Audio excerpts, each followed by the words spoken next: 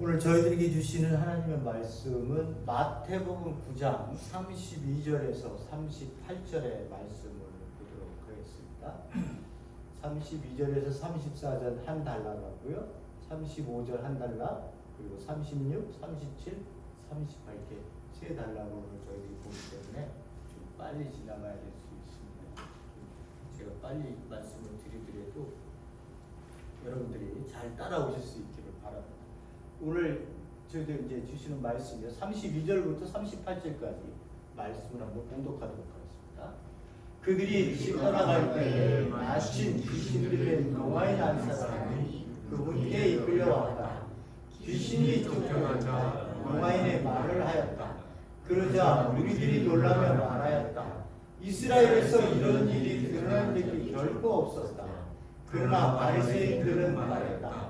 그는 귀신들을 향해 힘으로 귀신들을 쫓아내다.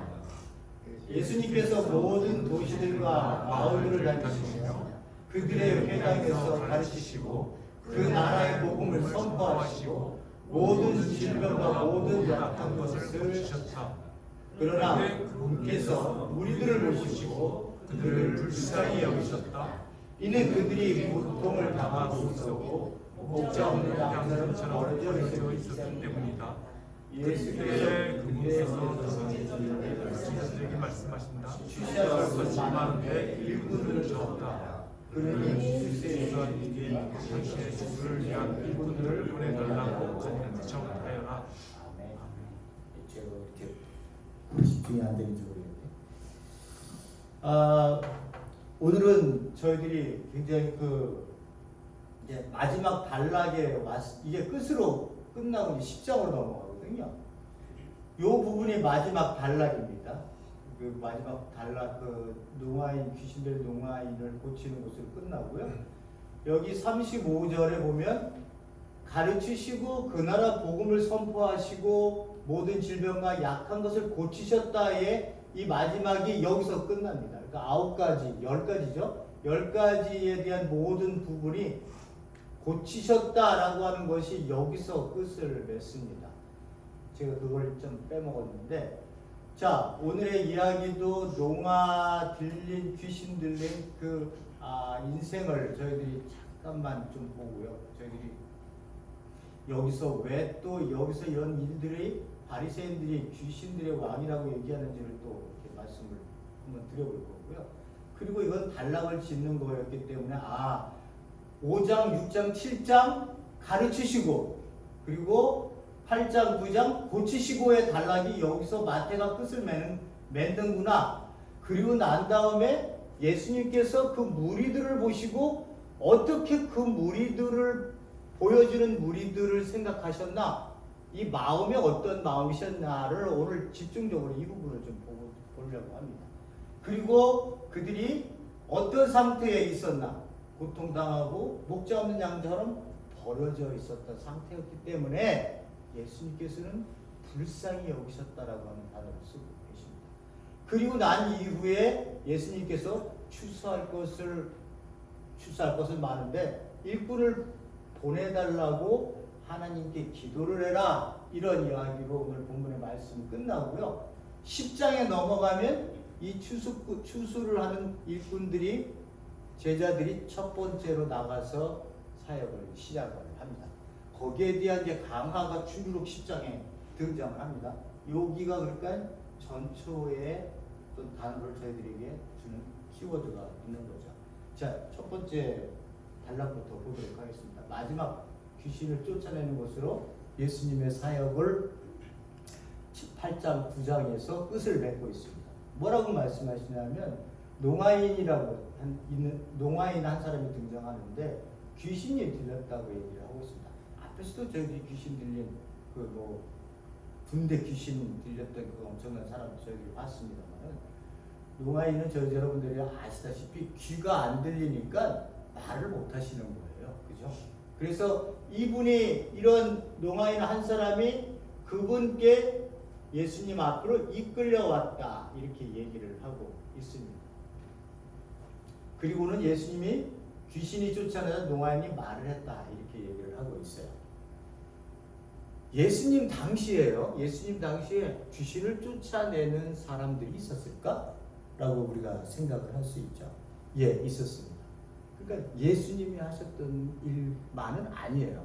그러니까 요셉, 제가 여러분들에게 말씀을 드렸습니다만 1세기에 예수님이 살던 시기에 역사가였던 요세푸스가 적어놓은 그 역사가 있어요.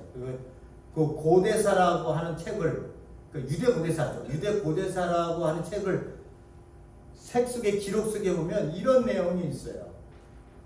솔로몬은 하나님으로부터 귀신을 쫓아낼 수 있는, 다스릴 수 있는 권세를 받아 큐기술, 엑소시즘이죠. 우리가 영화에서 보는입니다만 엑소시스트를 그 식수를 하는 그러한 것들이 정립되어 있었으며 어떤 유대인들은 지금도 그의 이름을 의지해 귀신을 내쫓는다. 이렇게 요세푸스의 역사에 거의 적혀 있습니다. 그러니까 유대인들이 오늘 이 본문을 볼 때마다 우리가 보면은 귀신을 쫓아냈다고 얘기했지만 자기들 가운데서도 귀신을 쫓아내는 일을 하는 사람이 있었다는 거예요. 그 중에 제일 이름 있는 한 사람이 있었는데 엘리야사르라고 하는 사람이 있었습니다. 이런 완전히 이러한 귀신을 쫓아내는 데의 그 권위자예요. 이 사람의 이름은 대단히 높았습니다. 그래서 이 사람이 얼마나 요세푸스에 나오는 기록입니다. 제가 얘기하는 게 아니라 꾸며대는 얘기가 아니라. 그래서 이 사람이 얼마나 유명했으면 당시의 황제였을 때는 파사시안이라고 하는 그 황제 앞에까지 데리고 가요. 요세푸스가 왜 데리고 갔겠어요? 자기는 유대인이잖아요. 자기는 AD 전쟁 70년 일어났을 때 로마가 완전히 이스라엘 면망할 때 최앞에 전쟁에서 싸웠던 사람이거든요. 그러다가 귀순을 해서 투강을 해서 황제의 수행원이 돼서 자기가 유대에 있었던 일들을 기록한 역사가인데 이 부분을 이야기를 하면서 귀신을 쫓아내는 부분을 얘기하면서 엘리야사르라고 하는 사람을 황제 앞에 데려가면서 그 앞에서 시연을 해서 보여줘요. 그 요세푸스의 마음을 어떻게 했어요? 야, 우리 유대인 중에 이렇게 귀신을 쫓아낼 수 있는 능력을 가진 민족의 사람이야라고 하는 것을 보이려고 하는 어떤 그런 쇼업 같은 그런 일들을 한 거죠. 그때 시연을 할 때 이제 그 귀신을 쫓아내는 방법이요 좀 특이합니다. 어떻게 얘기하냐면 이 귀신 들린 사람들 코에다가요 바룩이라고 하는 약초를 바른답니다. 그래서 그 약초에서 나는 향기가 있을 거 아니에요. 그 향기를 맡으면 귀신이 쫓겨나가는데 그때 쫓겨나갈 때 귀신이 쫓겨나갔는지 안 쫓겨났는지 잘 모르잖아요. 그죠? 근데 그때 어떤 소리가 들리냐면 물에 풍덩하는 소리가 들리면 귀신이 쫓겨난 거예요. 그렇게 이 당시에 엘리야사르라고 하는 사람의 뿐만 아니라 그 유대인 중에서도 귀신을 쫓아내는 일을 했었던 사람들이 있었다는 거예요. 저희들이 조금 이따 보겠습니다만 또 너희들 여기서 얘기하는 것처럼 내가 귀신의 왕으로 너 그 귀신 쫓아낸다고 생각했지? 그럼 니네들의 아들들이 쫓겨내는 귀신들은 어떻게 네가 설명을 할 거야? 이게 이제 12장 28절에 나오는 거야. 12장 28절에 너 어떻게 설명할 거야? 니네들이 내가 그렇게 해서 귀신의 왕으로 쫓겨낸다면 니네 아들들은 그럼 무슨 힘으로 쫓아내느냐 이거예요. 그런 식으로 해서 그때 당시에 귀신을 쫓아내는 일들이 있었어요.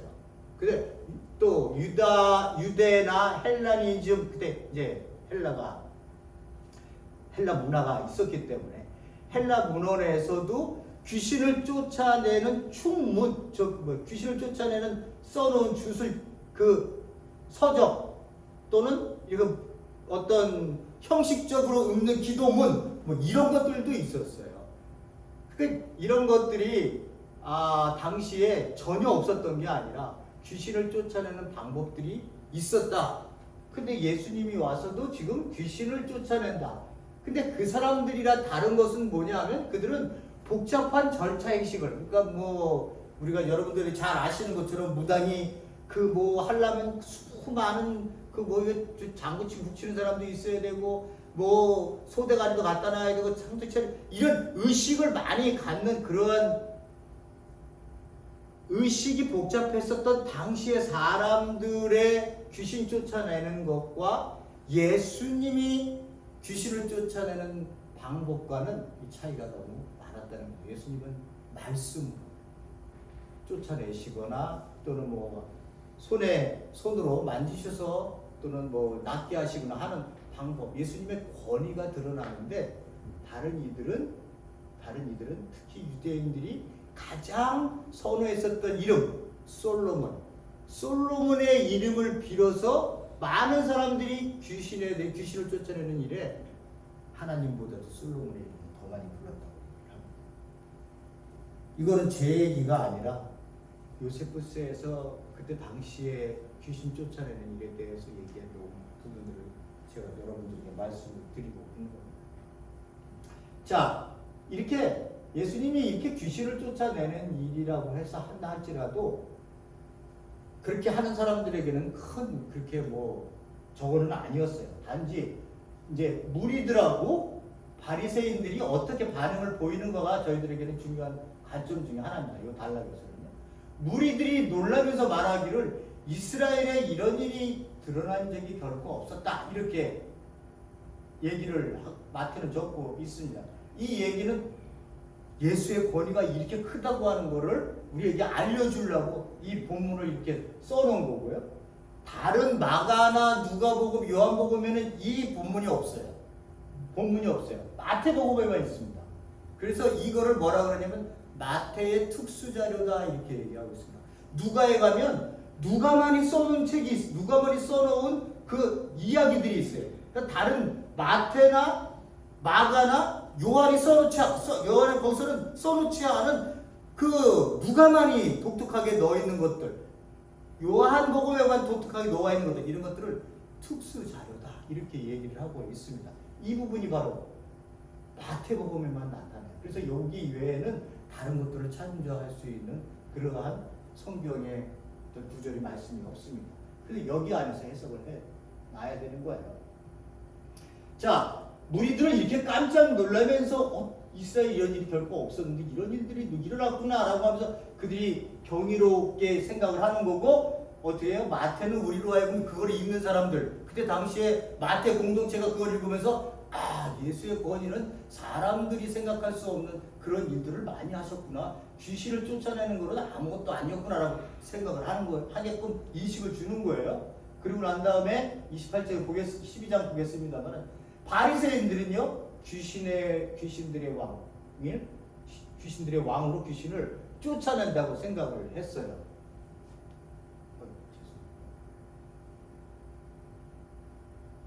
제가 이거 얘기 안 했는데 제가 넘어가겠습니다. 자, 여기 보세요. 마태복음 12장 22절에 28절의 말씀을 제가 여기 적어놨습니다.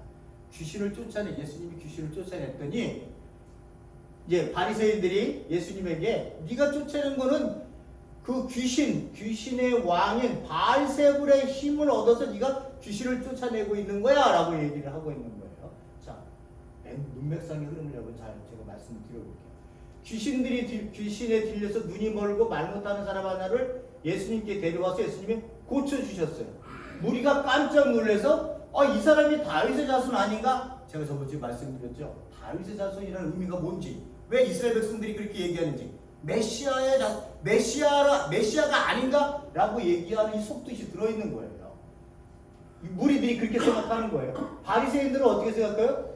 귀신의 왕 바알세불의 힘을 빌지 않고는 귀신을 쫓아내지 못한다. 그러니까는 바리새인들이 봤을 때 예수 그리스도가 축기하는 거는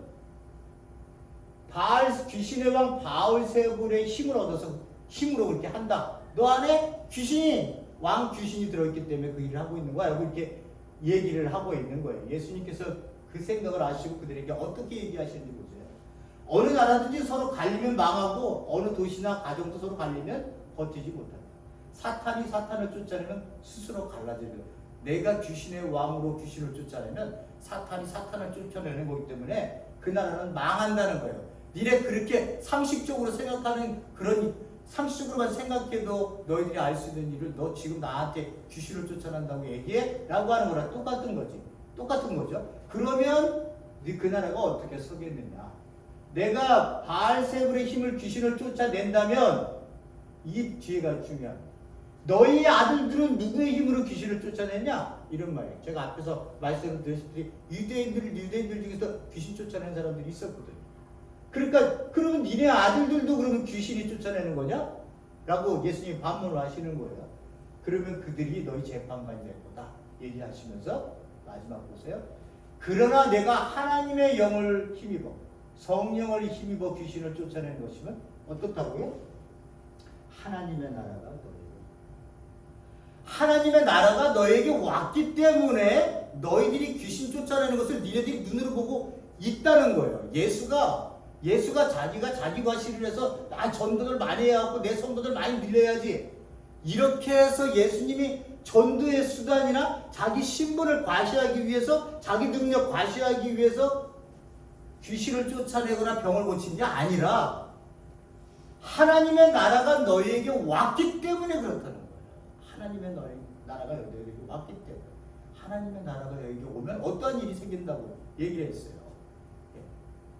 세례 요한한테 얘기하잖아요. 철름거리가 뛰고 눈먼 자가 보게 되고 죽은 자가 살아나고 가난한 자가 복음을 믿게 된다고 이렇게 얘기를 하시는 하나님의 나라가 이 땅에 임해서 메시아가 와서 그 일을 행하실 때 이런 일들이 일어난다고 하는 것을 예수님은 말씀을 하고 계시는 거예요. 그러니까 하나님의 나라가 이 땅에 왔기 때문인 거지 내가 내 과시를 하려고 하는 게 아니야.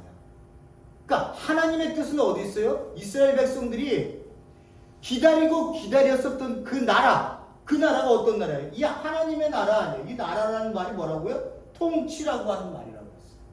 하나님의 통치가 너희들에게 임했기 때문에 어떻게 됐다고요?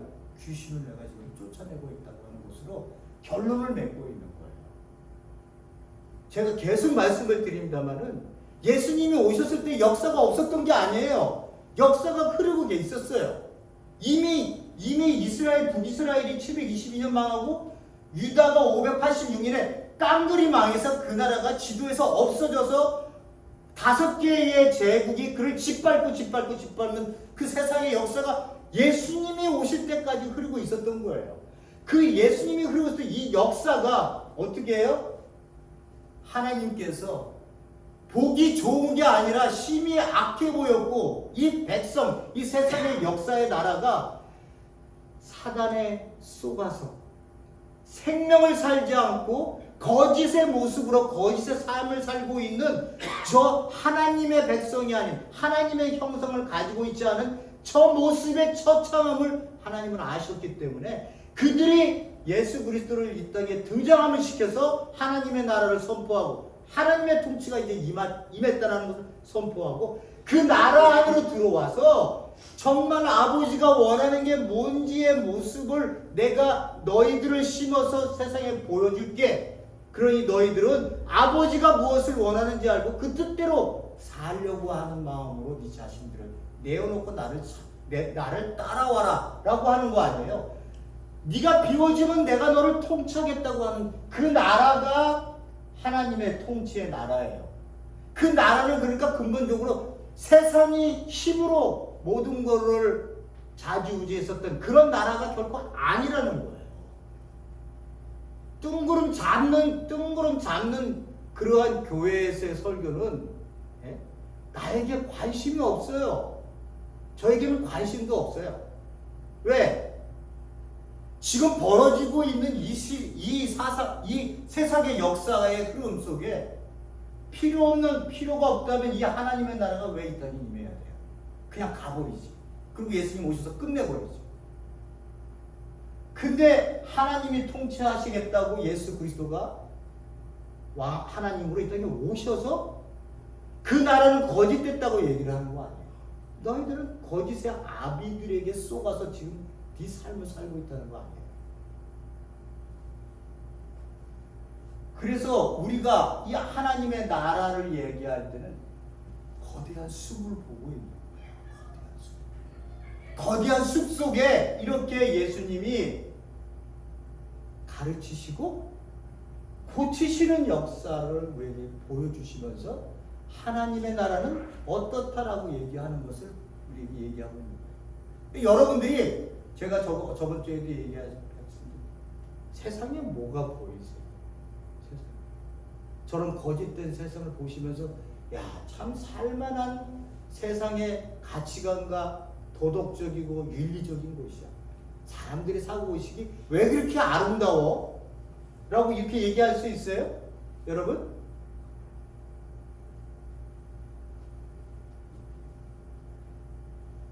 거기에 정이 떨어지셔야 돼요.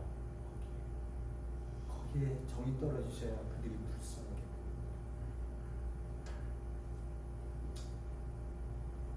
보입니다. 두 번째 보도록 하겠습니다. 첫 번째는 그렇게 끝납니다. 귀신의 왕 예수님께서 왜 이렇게 이런 일이 어떻게 일어나고 있다고요? 하나님의 나라가 임했기 때문에 일어나는 일이다. 두 번째, 이게는 단락을 줬죠. 가르치시고 그 나라의 복음을 선포하시고 그 나라 복음이 뭐예요? 하나님 나라, 천국 복음. 죽어서 내가 가는 그런 천국 얘기가 아니라 이 땅에 임한 예수님이 가지고 오신 하나님의 통치의 나라의 가르침을 우리에게 선포하셨다. 그 선포와 함께 그 표적들을 어떻게 해요? 고치시는 것으로 보여주시는 거예요. 이게 이렇게 얘기를 하면 이게 어디서 그렇다고 우리가 예수를 어떻게 합니다? 구약에서 말씀을 하신 부분들을 제가 그래서 계속해서 증거로 여러분들에게 보여드렸던 겁니다. 그래서 이 한 단락이 여기서 끝나는 거예요. 자, 오늘 36절에 이제 마지막 단락입니다. 그런데 그분께서 무리들을 모시고 이런 한 단락이 끝나고 난 다음에 예수님께서 자기들 앞에 모이고 있는 그 무리들을 모시고 말씀하신 첫 번째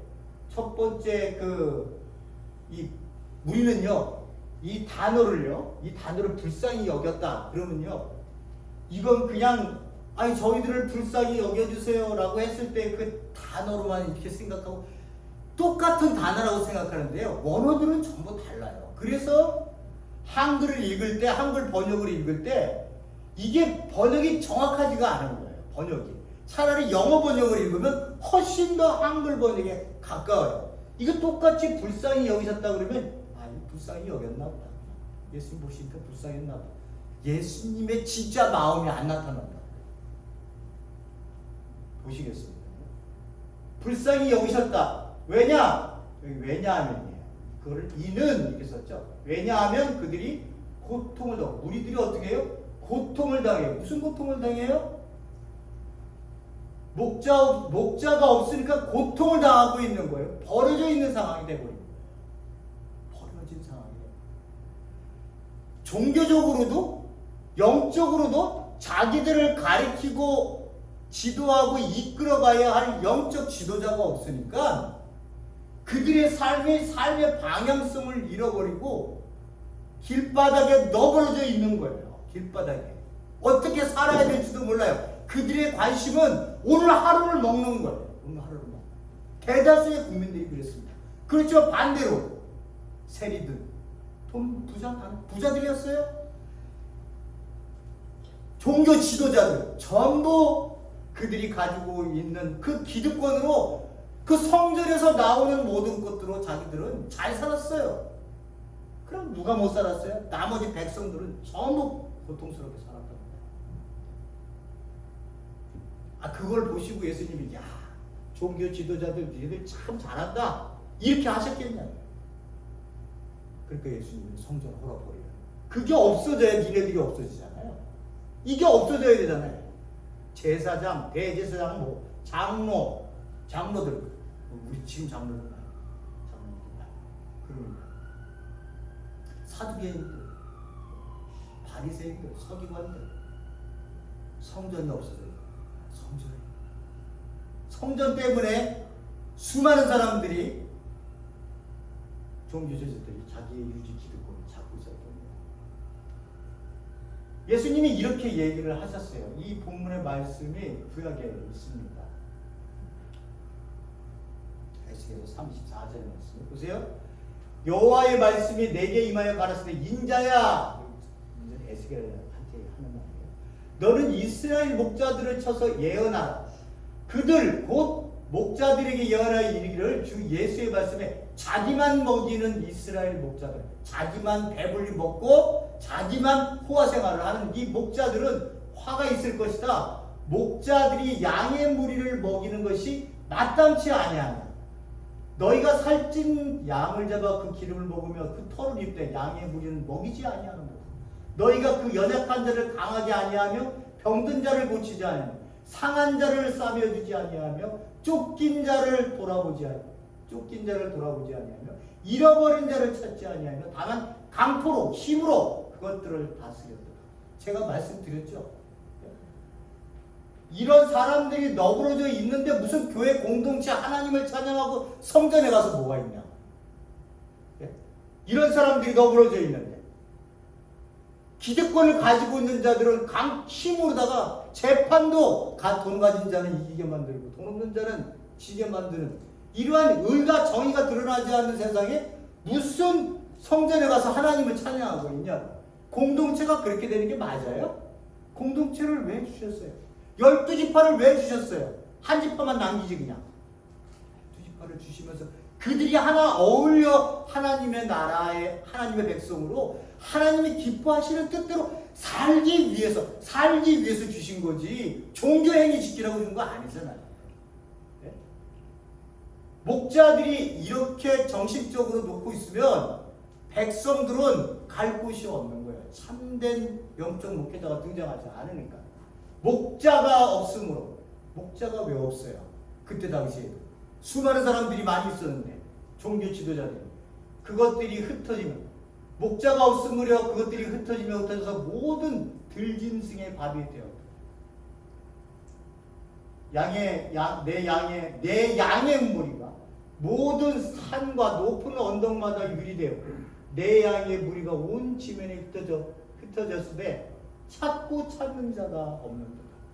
예수님이 지금 말씀하시는 그 부분이에요. 내가 양을 부를까? 내가 무리들을 부를까? 목자가 없어갖고 그들이 삶이 피폐하고 영적으로는 완전히 자기들의 그 지도자의 그 어떤 가르침들이 없었기 때문에 삶의 방향을 잡지 못하고 먹는 것밖에 생각할 수 없었다. 당시의 얘기를 하고 있는 거예요. 보세요. 예수님, 여호와께서 하나님께서 그들이 어떻게 이제 이들을 회복시킵니다. 나 주 여호와가 말하 내가 친히 내 양의 목자가 되어 양들을 누워 있게 하겠지. 그 잃어버린 자를 내가 찾으며 잃어버렸다. 여기 들으신 적 있죠? 누구요? 대표적인 자 삭개오. 잃어버린 자를 찾기 위해서 내가 있다는 말이야. 예수님이 그렇게 말씀하셔요. 잃어버린 자 그냥 쓴 게 아니에요. 잃어버린 자를 내가 찾으며 쫓긴 자를 내가 돌아오게 하며 상한 자를 내가 싸매어 주며 모든 자를 내가 강하게 하려니와 살찐 자와 강한 자는 내가 메고 공의대로 그것들을 먹이리라. 누가요? 하나님께서 이 땅에 오시면 그렇게 하시겠다는 거예요. 예수님이 이 땅에 하나님으로 그래서 메시아로 오신 거예요. 그분이 통치하시는 거예요. 그래서 그 나라 안에 백성이 들어온 자들은 이러한 모습으로 우리가 과거에는 살다가 내가 언제 뭐 상에서 당신한테 내가 뭐 싸매게 해줬어요? 싸매게 해달라고 한 적 있어요? 이렇게 물어보시면 안 되고요. 여러분들이 예수 그리스도를 믿기 전에 여러분이나 저나 사단에 속아서요, 거짓에 속아서 세상 사람들이 사는 그 삶이 전부인 줄 알고 오로지 내 생각 속에는 어떻게 하면 내가 돈을 많이 벌고 어떻게 하면 내가 성공하고 그러니까 내 옆은 안 보는 거예요. 공동체는 존재하지 않아. 그냥 너가 나를 덤빌 수 없게끔 만들 수 있는 존재로 내가 쓰기를 원해요. 그걸 돈으로 싸든지 물질로 싸든지 뭐 성을 이렇게 써고서 함부로 나를 건드지. 왜? 나를 건들면 내가 아프거든. 너도 아프지만 나도 아파. 그러면 너도 찔르고 나도 찔르는 거 아니에요. 야, 뭐 네 아버지 없다며? 너 없다면서 자랐다며?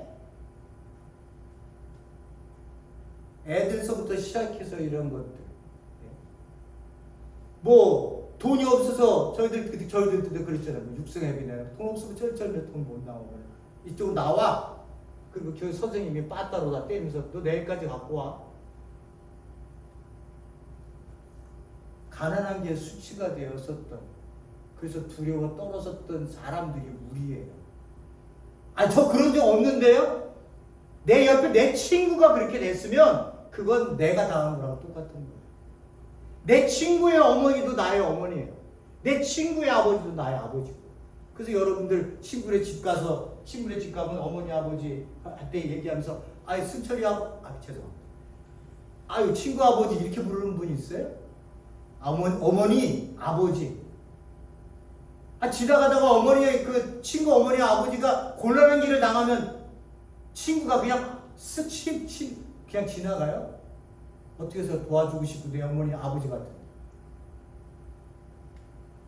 우리가 세상을 단절해서 살았어. 단절해서. 너하고 나하고 관계 없으면 단절. 무슨 관계? 이해관계. 머니가 나한테 돈이 들어올 내 삶에 이익이 되면 관계. 아니면 다 끊고 살았어요. 우리가 그렇게 살아왔어요. 이런 삶을 이런 식으로 표현을 하는 거예요. 내가 한 목자를 그들 위해 세워 먹이게 하리니 그는 내 종 다윗이야. 아니 다윗은 지금 이때가 어느 때인데 다윗 얘기를 해요? 예? 이때가 어느 때인데? 기원전 1000년 전의 이야기거든요. 다윗은 저 인물 자체가 1100년 정도 얘기를 하니까. 그런데 지금 여기 에스겔은 이게 지금 586년에 유대가 망하느냐 마느냐 이 직후에 왔다 갔다 했을 때거든요. 그러면 그 뒤로 가더라도요 600년 전의 인물이 다윗이에요. 근데 왜 여기서 다윗을 얘기를 해? 예? 뭐길이 내 종 다윗이라. 누가요? 내 한목자가 내 종이라는 거예요. 그가 그들을 먹이고 목자가 된다. 이렇게 얘기해요. 그러면 이스라엘 백성들이 이 글을 읽으면서 그 목자가 누구일까? 다윗의 계통으로 오는구나. 우리를 이렇게 먹이고 우리를 편안하게 하고 공의를 시행할 수 있는 자라면 힘을 가진 자라구나. 누가요? 다윗 자체가 파워를 가진 왕이었으니까 그 밑으로 오는 메시아가 온다면 바로 그런 자가 오겠구나라고 생각하고 그를 기다렸던 거예요. 그런 자가 등장하게. 이 로마에서 해방시켜줄 수 있는 자. 그게 누가 오는 거예요? 처음뛰기 갈릴리에서 아무도 주목하지 않는 그 갈릴리에서 한 젊은 청년이 등장해서는 하나님의 나라가 성립했다. 내가 기다리고 있는 나라가 그런 나라야? 백성들은. 그리고 바리새인들은 너무 더 잘 알고 있으니까 야 하나님 나라가 그럼 어디 있어? 얘기 좀 해봐. 네가 왔다고 얘기하는데 그럼 얘기 좀 해봐. 유대인들은 다 알고 있었어요. 하나님의 나라가 온다고 하는 거. 그가 메시아가 왕으로 온다는 것까지도 다 알고 있었어요. 그 메시아는 힘을 가진 왕이라고 생각을 했어요. 근데 힘은커녕 오셔서 가장 만나는 불쌍하고 인생을 인생답게 살지 못하고 버려지고 죄인이라고 취급받고 그 사람들을 예수님을 만나면서 그 사람들을 그냥 그들과 어울리면서 회복시켜주고 고쳐주고 같이 가서 밥 먹고 힘들지? 일로 와 같이 밥 먹고 셀이 그 따가운 눈총의 그 같은 민족끼리 얼마나 힘들게 살았겠어요. 그러니까 돈만이 힘이다라고 생각하고 돈만 거둬 된 거 아니에요. 삭개오나 마태나 그들이 셀이었으면서 어떻게 해요? 예수님이 그 집에 들어가서 밥을 먹는다는 거예요. 신교 시간에 밥을 먹잖아요. 밥을 먹으면요, 우리가 무장했던 게 해제가 돼요. 내가 가지고 있던 개념 자체가 해제가 돼요. 우리의 이야기를 나누는 거예요. 거기에서 내가 뭐 뛰어나면 뭐하고, 내가 뭐 바보 같은 건 없다고, 내가 뭐가 되면 어때요? 나는 나예요. 네가 나에게 뭐라 하더라도, 아니 저 바보, 이렇게 하더라도 나 바보 아니에요. 하나님이 만드신 내가 있잖아요. 예? 나는 난 거예요. 그 남의 이야기에 귀를 너무 기울이지 마시고 거기에 휘둘리지 마세요. 하나님이 귀하게 창조한 너라고 하는 너가 왜 다른 사람들의 입에 나오는 목소리에 휘둘려요? 그러지 마세요. 그런 거를 없애자고 우리가 친교를 하면서 막 먹으면서 말씀을 나누는 거예요. 서로를 알기 위해서. 자, 시간이 없어서 빨리 나가도록 하겠습니다. 여기가 이제 이걸로 끝나는데 봐보세요. 민망히 부장 30절 아까는 불쌍히 여기시고, 근데 제가 또 일단 다른 번역본을 봤더니 또 민망히 여기시니 또 이렇게 했어요. 개혁번역은. 자, 무리를 보시고 민망히 여기시니 불쌍히 여기시니라고 하는 단어고요. 스팔랑큰이죠. 스팔링큰이 정말 어려워. 그냥 이 단어가 있다고 하는 것만 아세요. 이거를 아실 필요 없어요. 이런 단어가 있는데 이 단어가 어디서부터 왔냐면요. 이 단어가 창자, 내장이라고 하는 단어에서 나온, 어원이 거기에 있는 단어에서 나온 단어예요. 그러니까 유대인들이 썼었던 그 헬라의 문화에 있어서 이 단어는요, 창자를 가장 깊은 곳이라고 생각을 했고, 그 깊은 창자 안에서 뭐가 나와요? 그 나오는 감정적인 마음이 있어요. 이 마음을 보고 그렇게 이 단어를 쓰는 거예요. 그러니까 예수님께서 무리를 보시고 이 마음 깊은 곳에서 그들을 향한 그 마음, 깊은 동정심과 함께 그 감정과 함께 내가 이들을 위해서 무엇을 해야겠구나라고 하는 행동 의지까지 담겨 있는 단어가 바로 이 단어예요.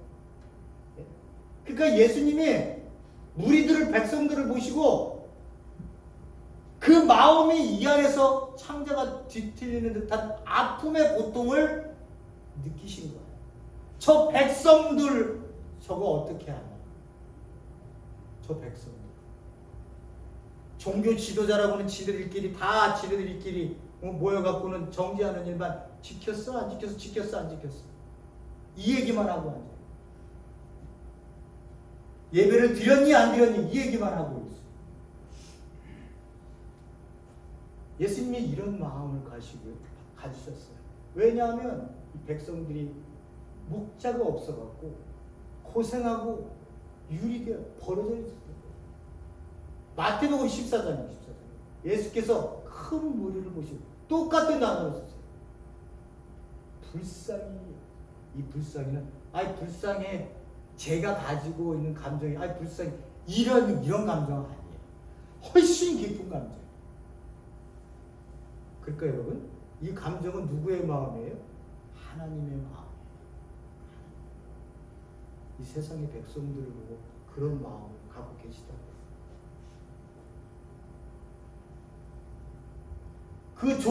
마태복음 18장 27절.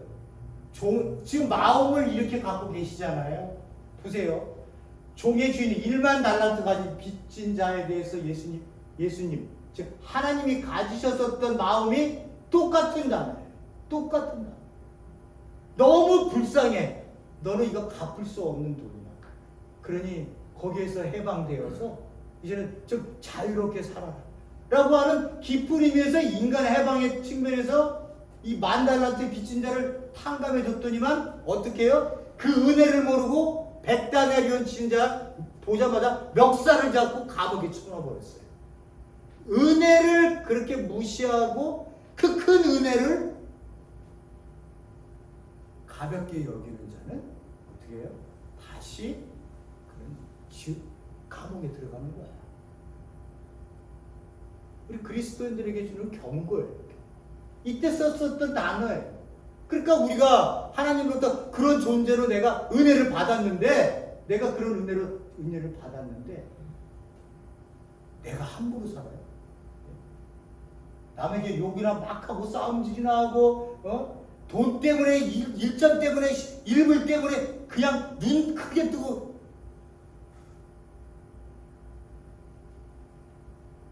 정말 불쌍해. 그건 내가 봤을 때 불쌍해.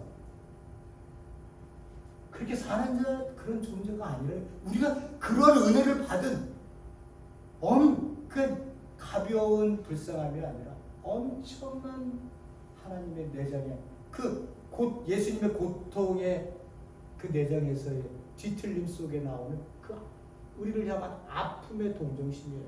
감정. 그다음 보세요. 누가복음 15장 20절에 보면 탕자의 이야기가 나요. 잘하는 탕자들.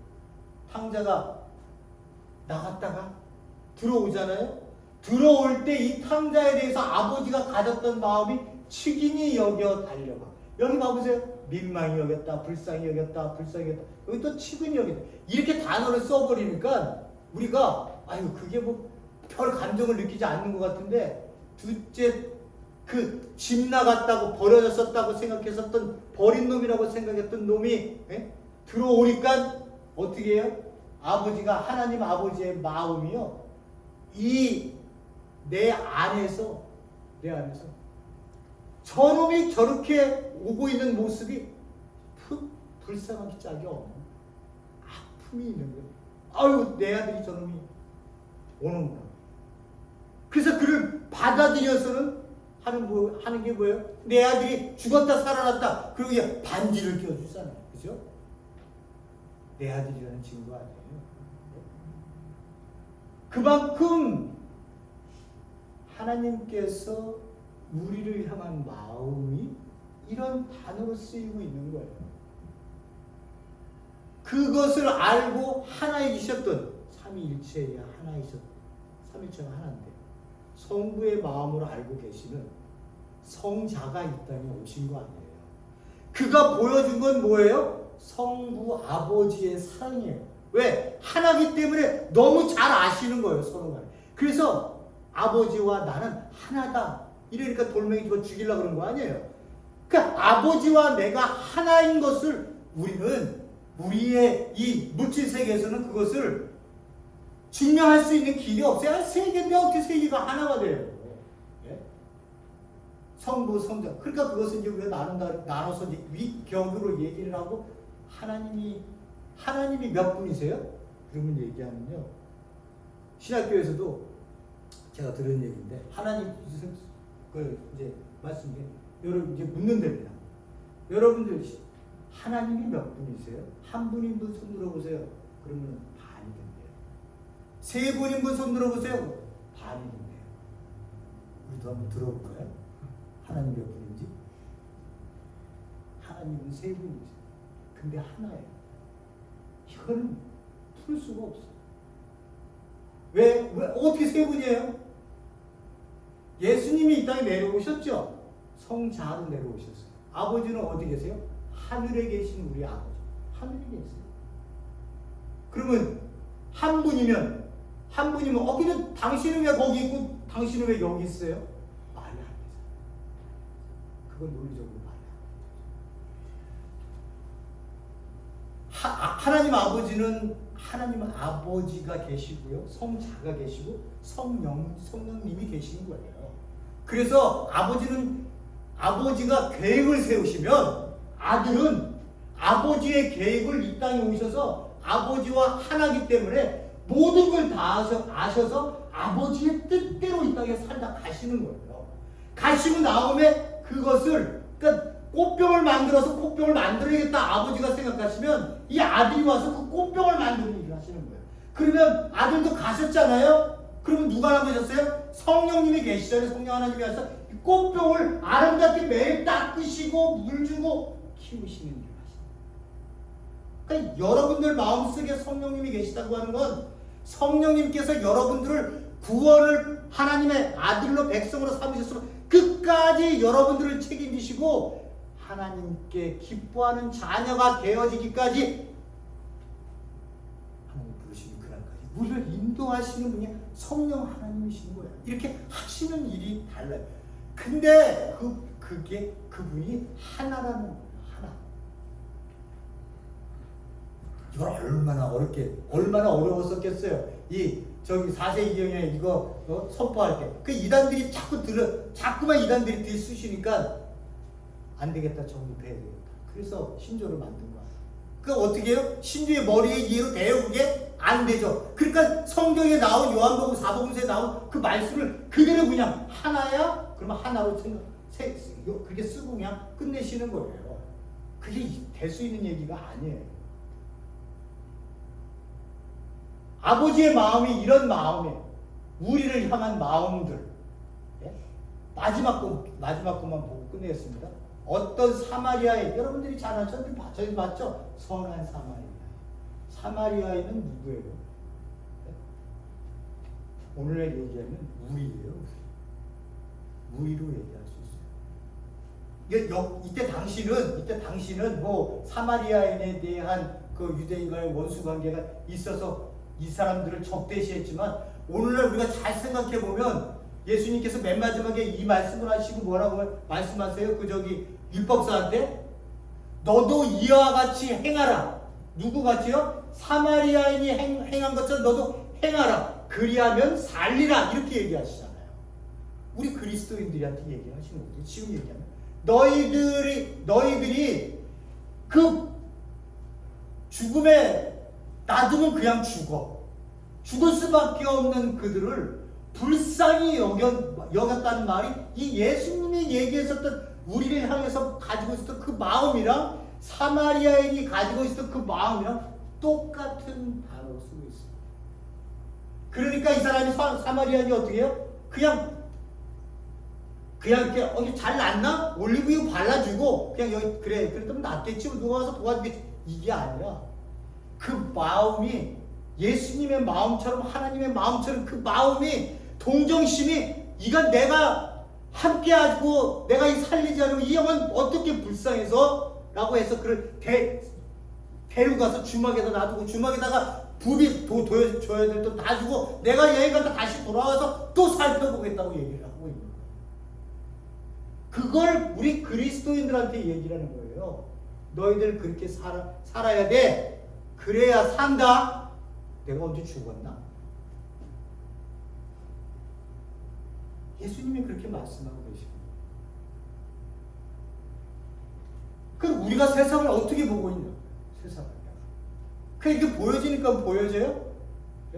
그 세상 사람들을 보면요.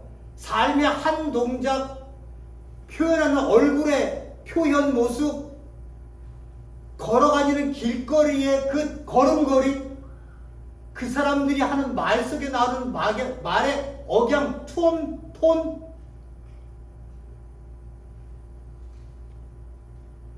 이런 것들에 관심을 갖고 보셔야 사람이 보이는 거죠. 정말 힘들고 어렵게 이 땅을 사는 세상 사람들이 너무 많이 있어요. 자기네들은 한인 척하고 내 돈이 갖고 있는데 내가 그래도 이 큰 집이 있고 좋은 차가 있고 사람들이 나를 이거 성공했다고 얘기해 주는데 내가 왜 불쌍하잖아요. 참나. 하나님은 그런 자를 보고 어리석은 You fool! 그 소리 하나 딱 한마디 했는데 그 소리 들었던 사람 있죠? 풍년 들었다가 다 모아놓고 내가 어떻게 해야지? 교회가 뭐 때문에 우리가 선교를 나가요? 교회가 뭐 때문에 사람들을 도와주고 싶은 마음이 있고 그 교회에 있는 재정으로 그런 사람들을 위해서 쓰고 그들이 어려운 가운데 있을 때 우리가 찾아가서 기도하고 함께 위로해주고 이런 일들을 왜 해요? 내 마음에 이 불쌍한 마음, 예수님이 가지신 불쌍한 마음이 내 안에 있기 때문에 교회가 이렇게 있어서 여러분들이 그런 마음을 갖고 그런 마음으로 세상을 살아가는 거예요. 그런 사람을 보고 산다 이렇게 얘기를 하는 거예요. 그런 사람 보고 산다. 교회 10번 왔다 10년 왔다 20년 왔다 그거 얘기하는 거예요.